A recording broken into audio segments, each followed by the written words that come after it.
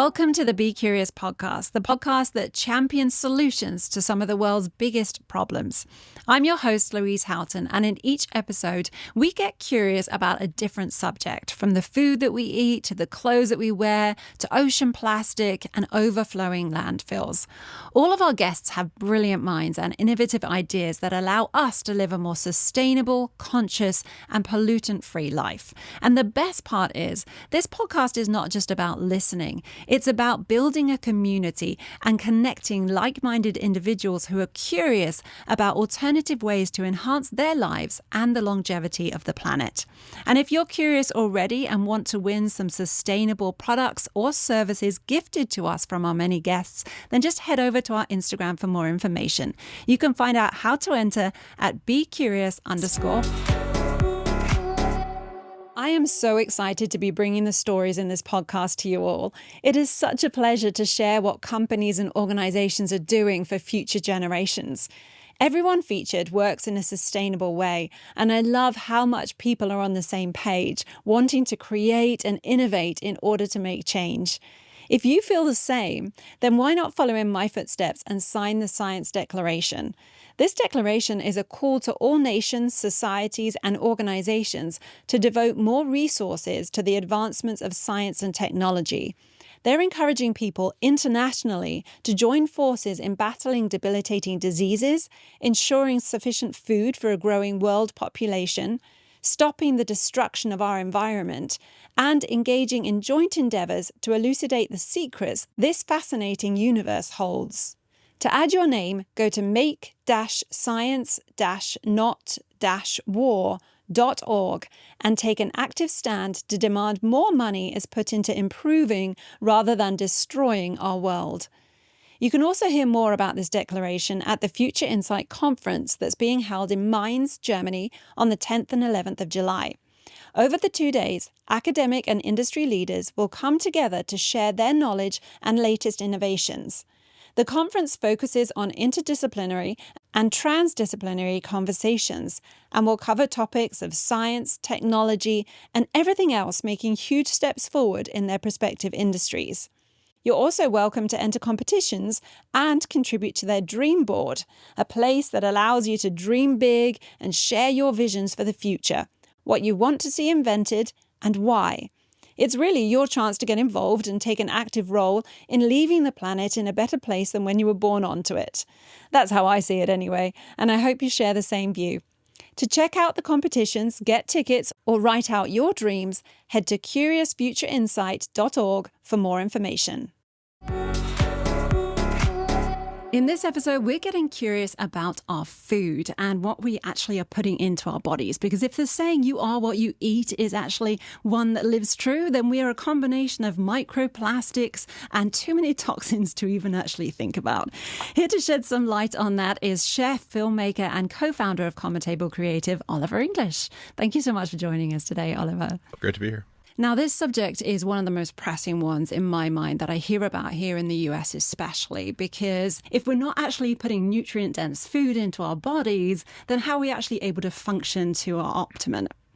Where did this idea, for all of the things that you're doing actually come from? Where did you first see it to be a problem? 7+ years ago, I was opening a restaurant in the Bahamas, and I went into the walk-in refrigerator, and I started looking at all the produce, and it looked, sad and depleted. And I was like, "Chef, we have a 270-seat restaurant here. This produce is not going to work. We've got to figure something out." And he said, "Everything that's coming into the restaurant is being held up in the ports because it's coming in from other countries. And by the time it gets here, it's been 3, 4, 5 days and it looks really sad." So I said, "Hey, can you guys help me find a local farm to get some local produce for the restaurant?" And the first place they send me is this indoor hydroponic cucumber farm. And I walk in, and very impressive, floor to ceiling cucumbers, like a lot of vibrancy looking around. But I started walking around this facility and realized that all of these cucumbers are being grown in these artificial growth mediums. And then you look at the chemical room, and it's all of these guys in hazmat suits pumping chemicals through the system. Something didn't quite feel right to me. So I ended up going outside, going for a walk and meeting this amazing farmer named Sakane. And Sakane, by contrast to this sort of indoor hydroponic situation, greets me with a big smile, big farmer hat, and welcomes me to come check out the farm that he's working on with his family. They're working on this incredible little organic farm to create healthy food for the environment in the Bahamas. He shared with me that the weather patterns that he grew up with are so different from the ones today that he doesn't know what to plant. We looked into the distance and we said, and I said, Sakane, what's that? He said, there used to be 10,000 farms, 12,000 farms in the Bahamas. Now there are 1,200. Everything has been industrialized in the U.S., wrapped in styrofoam and plastic, sent in. And there's so much waste that they send it to the landfill and they burn it. And he also said that he was one of the first people in his family to go plant-based and one of the only ones to not develop a chronic disease. And so this is the first time that you realize that this food industry is, in a catastrophic state. Yes, it was the first time. Here I am on the farm with this farmer, and it's the first time that someone is explaining to me in real time how deeply interconnected our food system is with every aspect of our lives, from our environment to human health to our society. And I said, Sakane, how do we get people to change? And he said, and I'll never forget this, if I can feed people good quality food, I can change the way they look at food, and in turn, change the way they look at life. And after that moment, I was like, more people need to meet farmers. Where is that disconnect? And my little brother is actually a filmmaker at the New York Film Academy. I called him, told him about this amazing experience, and he said, let's tell him we're going to come film an interview with him about the future of food. I told Sakane, we're going to come film an interview with you in a couple months. He's like, what do you mean? And I was like, I don't really know. We're going to figure it out. No idea what we were doing. But we came back 3 months later and filmed our first interview with Sakane and the team he was working with about the future of food. And by then we were looking at climate change, population growth, health epidemics. We realized all of these big macro challenges we were facing and asked ourselves, what role does our food system play in contributing to these issues? And more importantly, what role can our food system play in contributing to the solutions to these issues from an environmental health and a societal perspective? Well, this is great, interesting work. And so you went back about 7 years ago to do that first interview, did you? Yeah, so that was the beginning. And from there, we were so inspired by that interview that we were like, what other innovators are out there creating positive change in the food system? We know all the doom and gloom. We know all the negative headlines, but who are the people who are creating real tangible examples, real tangible solutions in the fields that are connected to our food system? So in agriculture, in healthcare, in education, what does the future of health and sustainability look like? And who's out there right now today creating and exhibiting working models that we can then emulate and scale? And like with all documentaries, really, yours started out as something maybe a little bit smaller and then grew into something so much bigger than I think you ever imagined. Tell me a bit more about that process. Yeah, you're absolutely right. I mean, it was a dream that we had, back in the day. We rolled out some butcher block paper on our mom's counter, and we kind of created this like vision for what the film could be. And I think I knew what I wanted it to be, but the gap between what I wanted it to be and what we were capable of doing or knew how to do or understood what to do was so wide that we had to keep chipping away at it for 7 years. And it was those first couple meetings, and then those meetings led us to meeting other people that led us to meeting other people in the industry. And we started to meet all of these incredible innovators over the years who together would create this tapestry of what the future of food could look like. We wanted to tell stories of hope and inspiration and positivity, and we wanted to tell an interconnected story. By doing so, showing solutions from all these different areas in the world of healthcare, environmental issues, and societal. Where does food intersect with all of those, and how can food be a powerful vehicle for change? And if we start to ask questions about where our food comes from, can we get people to start asking questions about where the clothes come from, where the shampoo comes from, how the car is being powered, etc.? Start getting curious, which is what we're doing on this podcast. Start getting curious. So we know from regenerative agriculture, which we talk about in the film, and regenerative systems, that our consumption through our food choices can have a net positive impact on the environment and on the world around us, which is where we need to move as a society. And we haven't actually mentioned the name of the film. It's called Feeding Tomorrow. Yes. It's out on Apple and also on Amazon Prime. Yes, Apple TV, Amazon Prime, Google Play. And we launched on a couple international airlines, if I may, in the past couple of weeks. So we are on Emirates, New Zealand, virgin, and we'll be launching on Korean, tap, and a couple others in the coming months. So very exciting, but you can find us all around. We're also in a couple school systems as well, but we're very happy that the film is out there in the world and people can see it and hopefully be inspired by it. Well, congratulations. It's a fantastic film and it's got so many amazing stories and messages within it. So definitely one to watch. And you talk a lot in it, as you just mentioned, about regenerative agriculture. Now, for somebody listening who doesn't know what that is, can you explain it a little bit more? Sure. It's actually kind of a more old school way, quote, old school way of growing food. The way that we have been growing food conventionally for the past 7 decades has been a system where we incentivize the farmers to tear down all the trees, get rid of the animals, get rid of all the plants that were there, grow one type of crop, usually corn, soy, or wheat. We pump it full of chemicals. We call that progress, and that is all we do. And that's why if you drive anywhere through the Midwest, where I know you just were, there's fields and fields of corn that just seemingly go forever. And the seeds as well. They're all Terminator seeds. So those are a lot of those. The majority of those are GMO seeds that are genetically bred to withstand a lot of chemicals, largely glyphosate, and also not reproduce, so that farmers are forced, not even incentivized, forced to buy the seed year after year, which is just horrible practice. But anyways, the industrialized system, all those practices taken together, are really bad for soil health. They destroy the life of the soil by tilling it up. It makes it very vulnerable to wind and rain.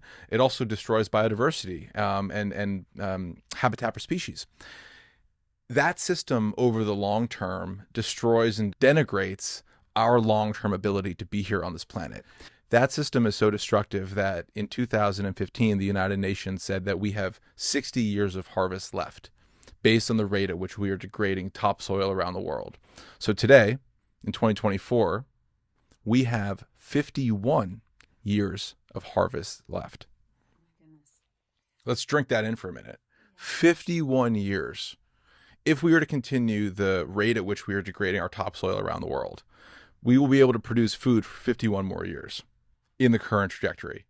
That is within our lifetimes. That is definitely within our children's lifetimes.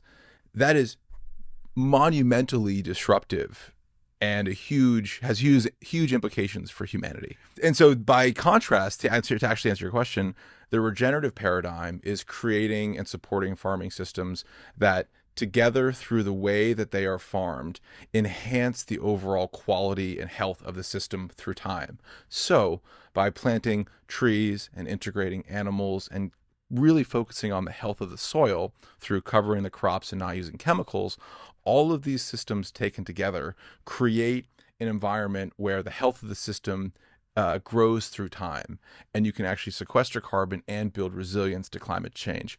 So this type of system, which is organic plus, so it's regenerative, is healing the planet through time, through the processes that are in place. With regenerative farming, as I understand it too, when you're talking about the health of the soil, that healthy soil is soil that's like rich, dark color, that it's got worms and other different types of insects living in it, and the microbiome in the soil is what's really strong and rich, that will just sort of biodegrade anything really quickly. And so it's those nutrients, as I understand it, that will then go into the food that we're eating, or that will then go into our bodies and improve our own gut microbiome. When you listen to that kind of evidence there on regenerative farming, and then you hear about the industrial that you just talked about and all the pesticides, insecticides, you kind of start to wonder what those things are doing to our body, if it's not like the healthy benefits that we just talked about. So what can you share about all of those insecticides and pesticides and the impact that they have on our bodies? You touched on something very important there, and that is the deep, undeniable interconnection between the healthiest farms and the healthiest food, and by contrast, the unhealthiest farms and the unhealthiest food. And what you were just saying is absolutely fundamentally correct, and that is the foundation of health, of any healthy food, and then any plants that we eat, any animals that we eat, any animals that eat the plants that we eat, all of that comes from soil, ultimately. So the health and the nutrient density and the quality of the soil is the foundation for the plant's health. So going back to this example we were just talking about, the soil that is being grown and utilized in regenerative systems, because of all of the different elements that are put into place, is the healthiest soil. So the food that comes from these farms is going to be the most nutrient dense. It is going to have, and therefore it's also going to have the highest flavor because it's going to have the most nutrient density, and it's going to be the most healing for us and restorative for our guts as well. By contrast, the food that is coming from farms that are not focused on soil health, that are using tremendous amounts of agrochemicals, petrochemicals that come from really, really far away, those systems are artificially designed because of the GMO seeds to withstand huge amounts of glyphosate, which has been known and documented to give us cancer all over the country. In summary, one system is contributing to the destruction and disease of our environment and destroying our human health. One system is restoring, regenerating, and replenishing our environment, and also doing that to our own health. How we treat the soil and how we treat the environment is how we treat our own bodies. And there is a reason that we have so much cancer and sickness and chronic disease in this country, and it is because we have broken and destroyed our food system. Tell me a bit more about your journey as food being medicine, because I know that that was also something that kind of got you into this movement. For sure. Struggled with acne my whole life. When I was younger, they gave me every doxycycline, minocycline, penicillin, all of these antibiotics. So many. Topical, oral, everything. And Which probably did nothing for your gut health. Precisely. It destroyed my gut health. I ended up taking Accutane, which, for those of you who don't know, is the most intense form of antibiotic. Who knows what's in there? It's so bad that they tell women they can't take it because it'll give their babies birth defects. Like, it is not good. Oh, wow. My mom was so adamantly against this. She's like more of an organic hippie mom. She was right. So adamantly against this, but I did it, and it helped for a little period of time. But it is so toxic that I had to get blood tests every month to make sure I wasn't drinking. Again, women can't take it. It's a horrible impact. It worked for a little bit, then I started breaking out again. I go back into this dermatologist, and I said, "Hi, ma'am." I explained my whole history, and I said, "Look, I'm 27 years old. I still have acne. I've done all of this stuff for like years." And she said, "The only thing that you can do is do Accutane again." And I was like, "Ma'am, I'm not doing that again. There's got to be another way." And I started working on the film, and I said, "I've been working on this documentary. All of these experts have said to us, food impacts your health, like, obviously."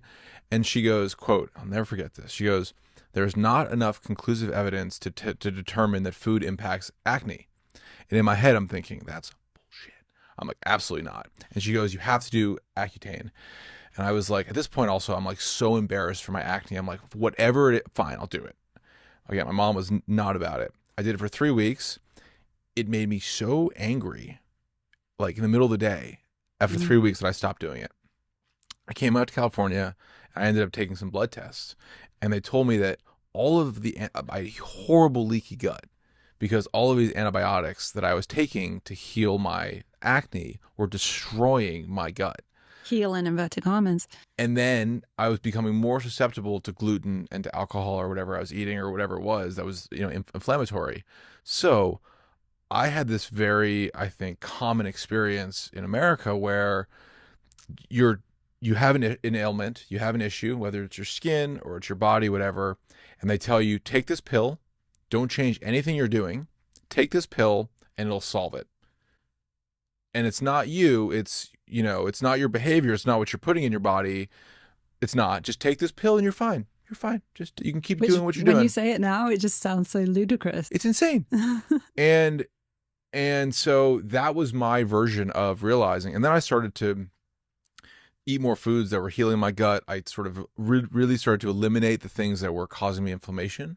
And I still struggle with acne, but it's less bad than it was for a lot of my life. And I still think I'm struggling with a little bit of a leaky gut from all those years of all those antibiotics. So that was a really long way of me saying, it took me a long time to realize how powerfully healing food can be. And at the same time to question, just taking a pill and making it better when you don't have to address any of the issues that caused it, when you really do. And again, like, I wonder what difference it would have been if you have an apple that's just made on, a regular industrial farm to an apple that's made from regenerative farm with all of these extra nutrients and things that are in it that are going to be more beneficial for your body and your gut and therefore your skin. 100%. And when we make decisions, when we buy food that's local, we buy food that's regenerative, when we buy food that's in season, whether it's at the grocery store or we're going to restaurants that support these ideas, we are having a dual, deep, interconnected impact on our own health and on the environment. So when we support the healthiest, most nutrient-dense foods, we are also supporting environmental and planetary health. And there's a beautiful realization and connection there. And because the quality of the health of the soils determine the quality of the health of our bodies and the long-term health and success of the planet. Again, you are what you eat. Amen. If you're like me, then you're curious about the future and what that will look like for our children and our children's children. A great place to feed my curiosity is at the Curious Future Insight Conference that happens every other year. I've already got my tickets to head to Mainz, Germany on the 10th and 11th of July for this year's edition. Over the 2 days, academic and industry leaders will come together to share their knowledge and their latest innovations. They will talk about the problems we're encountering on a global scale. But this is not a conference that focuses on everything going wrong. Quite the opposite. The Future Insight Conference is a really positive and uplifting place to be because the speakers have been working for years on solutions. From major players like Merck to startups only a few months old, the lineup of keynotes and panels really show the seniority in each industry. And the best part is that everyone is talking about what they're doing to make a difference in the world. This year, among many others, they have the CEO of BioNTech, Ugur Sahin, the founder of Boston Dynamics, Mark Rybert, and also the Nobel Prize winner and professor Stephen Chu. It's a place where you can connect with like-minded individuals in academia and industry, take part in workshops like the Microplastics Hackathon, and you may even be interested in entering yourself or your company into one of the many competitions they have running annually. They have the Nature Spin-off Prize, Science and Shorts Prize, and the Future Insight Prize is the creme de la creme, awarding €500,000 as a helpful research grant. If you want to find out more about the event and grab your tickets, head over to curiousfutureinsight.org to find out more information. I'll also put a link to the page in the show notes. And if you do come and you see me there, please don't be shy and say hi. It will be such a pleasure to connect with you all.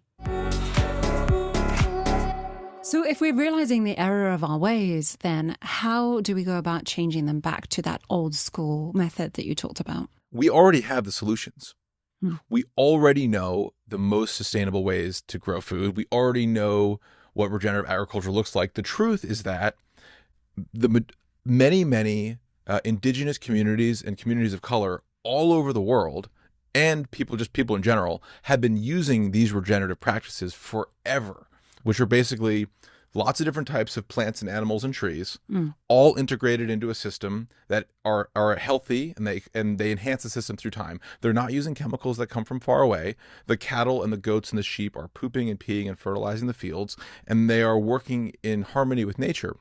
We lost sight of that deep connection to nature. So the solution is honoring and respecting a more old school traditional way of farming in harmony with nature, where we are not separate from and here to dominate with our agrochemicals and our petrochemicals.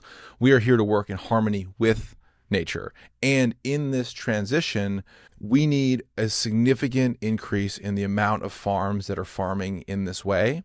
And to do that, we need both consumer awareness to support the transition, and we also need policy change to really speed up the transition and do it in an equitable way. I know you're also working with the American Farmland Trust. So what are they doing to help farmers switch to a more regenerative agriculture? Absolutely. So AFT, who I love, is an incredible organization. They've been working with farmers on both sides of the aisle for almost 50 years. And they have three sort of key things that they do. One is making sure that farmland in the United States remains as farmland. There's a lot of acres a day are being lost to development. Second thing is making sure that young farmers are able to transition into the spot that old farmers are aging out of. 40% of farmers in the U.S. are going to be aging out in the next couple of years, which presents a huge opportunity and brings me to the next point. And to answer your question, they help farmers transition to sustainable practices. They help give with grants, and they also help them with the technical assistance to do that. And I think the main thing they do is they help create this sort of community support network group of other farmers, older, younger, who are working in your geographic area, who are further ahead in the transition, who can help you with that transition. And the really big opportunity here too is that because so many are aging out, that presents a huge opportunity to bring in the next generation of farmers. And the young farmers, as we know through AFT, are significantly more likely to want to grow in this regenerative way. Yeah. So we are at a moment in time that is a fundamentally incredible opportunity if we can transition 40 to 50% of the farming workforce in the next decade. But how long does it take to actually change a farm from an industrial to a regenerative farm? Because if you're saying that all that soil is dead, totally. It must take a while to bring it back to life. It does, but they say the best time to plant a tree was 40 years ago, and the second best time is today or yesterday. Point being, like, let's get to work. Yeah, sure, it is going to take some time, but the main farm in our film, which you saw, the main farmer, Mark Shepard, who's this amazing agroforestry permaculture guy, really real food warrior.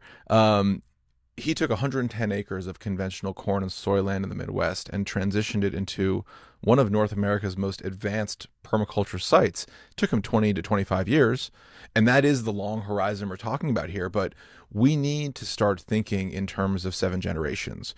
We need to start applying the lens that many Native people in this country used for a long time. We've got to eliminate the 1 to 3 year time horizon that is so much the foundation of everything that we do in business and life. And right now we're caught up in this 1, 2, 3 year profit model. We need to be thinking about 7 generations.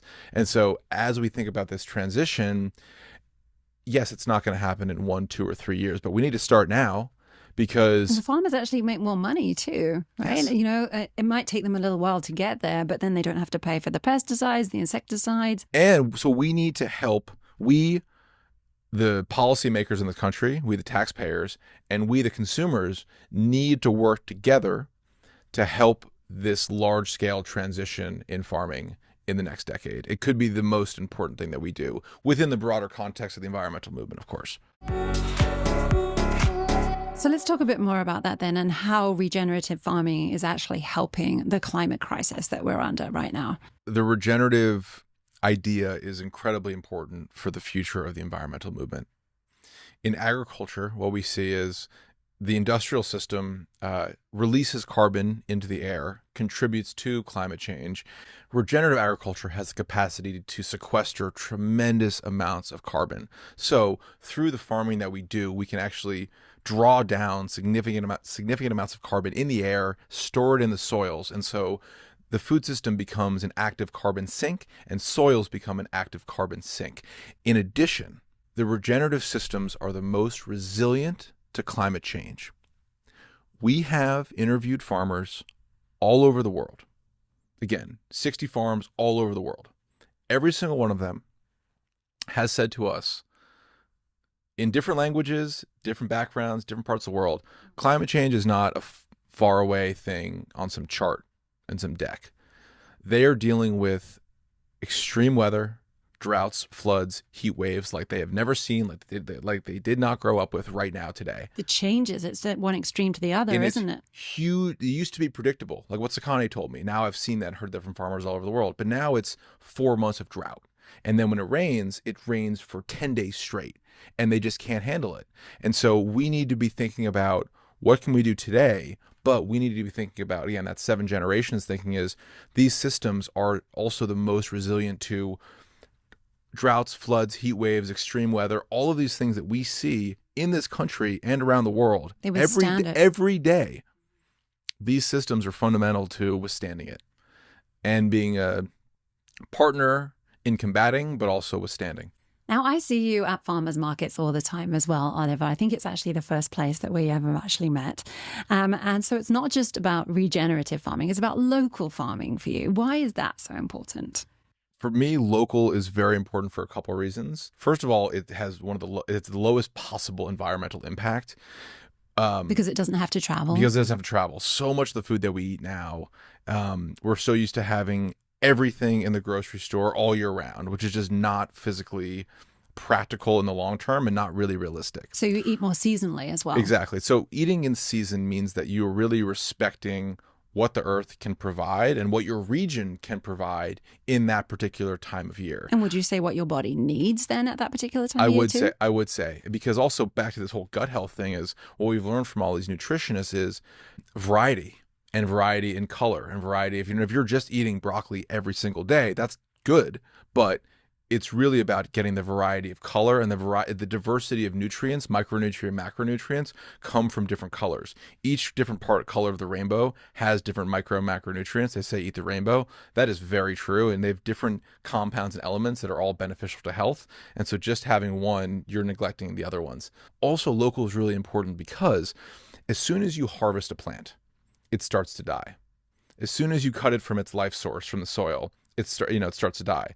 So some fruits and vegetables within 48 hours can lose up to a third or more, or a half of their nutritional value. Within 48 hours? Potentially some of them, yes, if they're not stored correctly, etc. So there's a huge range for different fruits and vegetables, how they're stored, etc. Right, because some are even picked when they're not ripe. Some are picked too soon. That's also why.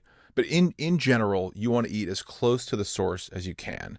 You're going to have the most nutrient dense possible, which is why it's also great to, in your own front yard, grow some herbs or grow some plants. But we'll talk about that more in a minute. We will, I'm sure we will. But this is also why frozen food is actually pretty decent sometimes. Or frozen vegetables, I should say. This is because often vegetables are flash frozen as soon as they're harvested or shortly thereafter. So the nutrients are actually contained in those vegetables versus something that's harvested and put on a boat or plane or train, sent to you, and it reaches you 3 weeks later.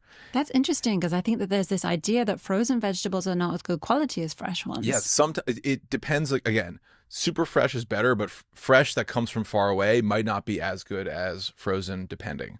So there's all these little nuances here that are kind of interesting. But in general, lower amount of food miles, the food travels less environmental impact for that food to come to you. You're supporting nutrient density because you're looking for healthy and flavorful food. And also when you're shopping, look for pigmentation. That's one of my favorite things to think about, and simple tricks. The deeper, the darker the color of the fruit or vegetable, the more nutrient density it has. And it usually means it came from better farms. How do you recommend, though, that people get their variety if they're living alone, for example? Because so often you have to buy in bulk, and I don't need 20 carrots if it's just me, making food for 1 week. It means I've got to have carrots every single day, like you were saying about broccoli. For sure. And I actually have a bunch of carrots in my house now that you're telling me that. These carrots last a little longer, but I was going to bring you. I was going to bring you some today, but I'm glad I didn't, because you have.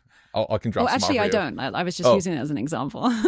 Cheeky. I've been trying to get into the habit of a little more of like a European style, where I keep basic stuff at my house, but I'll just go to the market more frequently and I'll buy less.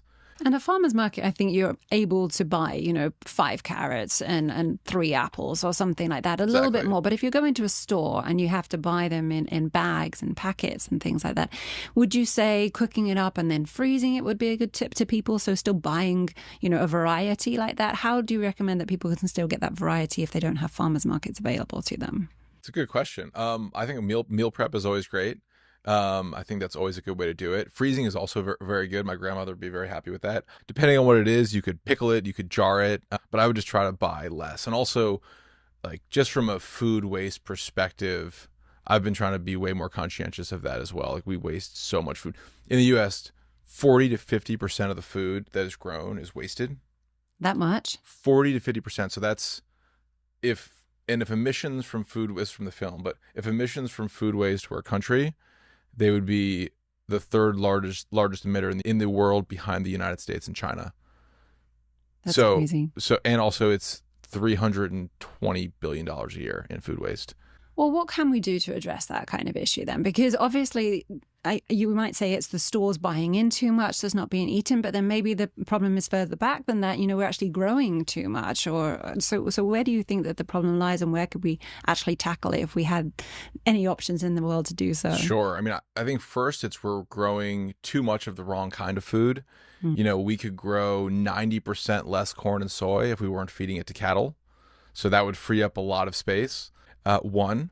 I think two, we've grown up in a culture and in a time when we've been so used to this idea of abundance. We've been so used to this idea of you go to the store and it's always full of everything from everywhere, and you don't really think about it. And when there's 1,000, 10,000 apples in the store, when one gets moldy, you're going to throw it away. And there's very little impact for any of us. And I think we need to change the paradigm. We need to change the lens through which we see our impact on the planet. And I'm not saying that I've never wasted food, but being more conscientious of the food that's coming into your house, and then composting. Anything that doesn't get made into something, or food scrap, or even if you make food and it's leftovers, or even if you order takeout and there's leftovers, composting is a huge component, and that means that all those nutrients are being collected and can be revitalized and turned into something more productive. I don't think enough people know about composting. As far as I know, amongst my friends and my community, I'm like one of the few people that actually does it. And I think there's many reasons behind that, but let you talk on it. What's your composting situation, Louise? We have green bins in the street. Yeah, totally. And so my top tip for composting is to have a bag in the freezer. People don't like to have them on the countertop because flies come in, it smells. So just pop it straight in the freezer, keep it in the bag, and then I take it out to the green bins every week. But what I realize now is that those green bins go all the way to Bakersfield, which is, for people listening who don't know, like hundreds of miles away, in order to go to the compost site.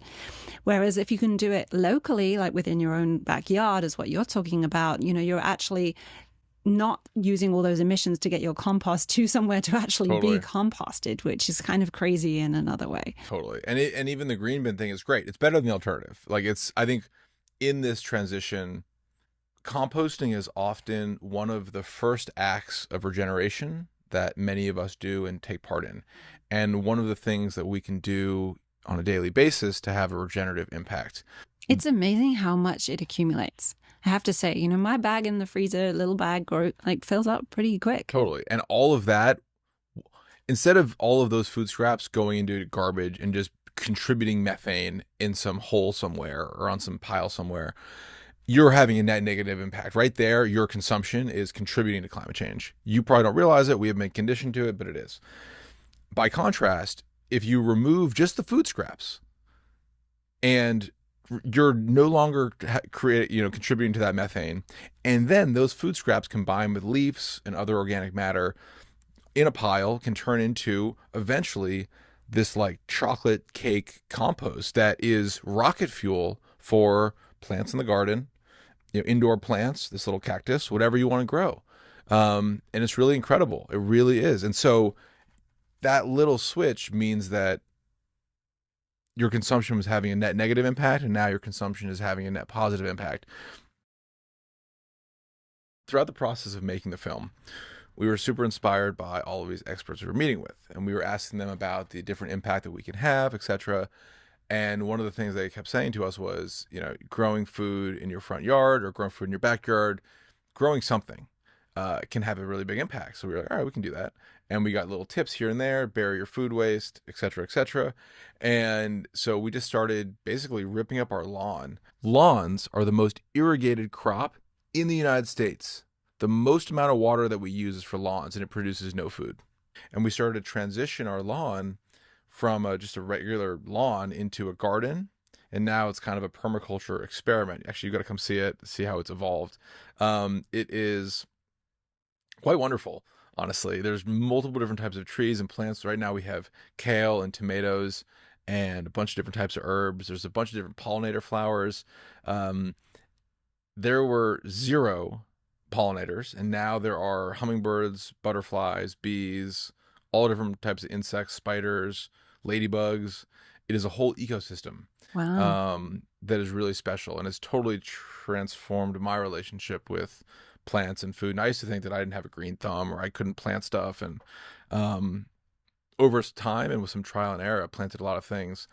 And the best part is that it has totally transformed our relationship with our community.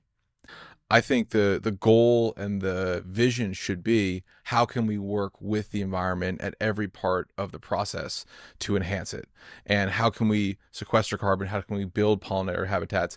And the water issue is interesting because, yes, it uses a little bit of water, but the amount of water that's actually used is not that significant. And if you're using turf, you are not capturing any of the water when it does rain, versus if you have not a lawn, but some kind of a garden or some kind of system, even just where the soil is covered, every time it rains, you are drawing down that rain and you're storing it down below, which is going to make the whole system more resilient to climate change. And you're not putting plastic in your front yard, which is made with petrochemicals that, again, come from somewhere far away. Which are harming us in some way, shape, or form anyway. And there will be no insects because there's no native plants. Yeah. So it just... The whole ecosystem in your garden sounds amazing, and I love that it brings all of the community together.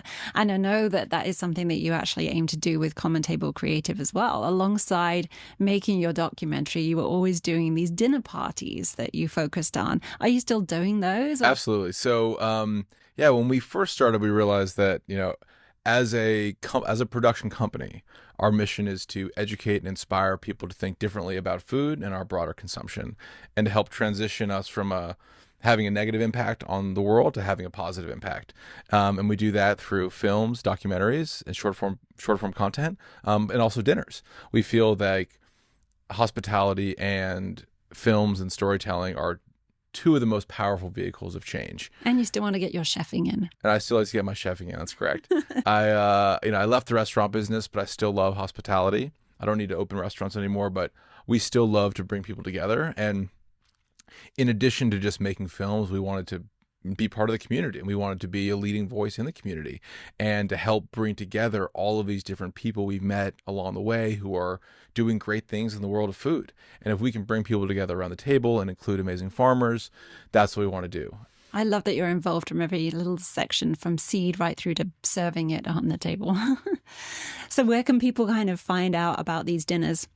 They can find out on our website. There's a place to sign up for our dinners on our website, commontablecreative.com. Follow us on Instagram as well, Common Table Creative. You can send us a DM if you want to be added. We have a dinner list as well. We kind of send out invitations, but we'll start doing some stuff again this summer.